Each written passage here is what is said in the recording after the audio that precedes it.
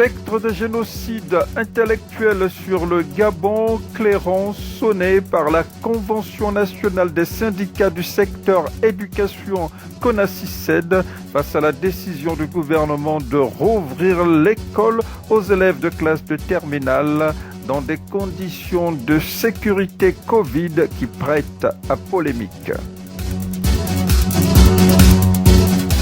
Le gouvernement également menacé d'être traîné devant les tribunaux par la Convention nationale des syndicats du secteur éducation CONACYCED en cas de mise en danger avérée de la vie d'autrui. Reportage.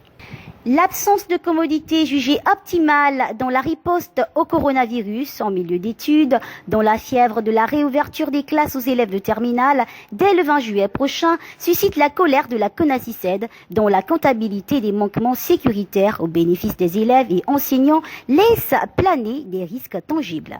La mise en garde du délégué général de la CONACYCED, Louis-Patrick Mambo.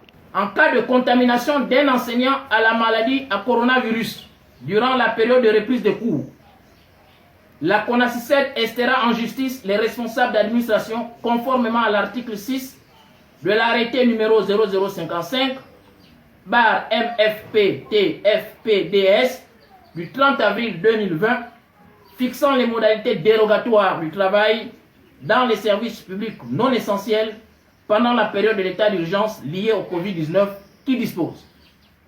Les responsables d'administration sont tenus de veiller au strict respect des dispositions prévues par le présent arrêté sous peine d'engager leurs responsabilités civiles et pénales en cas de constatation de non-respect par leurs agents des dites mesures. Dans son réquisitoire, la CONACYCED met en lumière les mobiles qui motivent ses soupçons de génocide intellectuel en préparation. La CONACYCED, agent de promotion et de défense des droits de l'homme, refuse d'accompagner le gouvernement dans l'accomplissement du génocide scolaire actuellement en cours.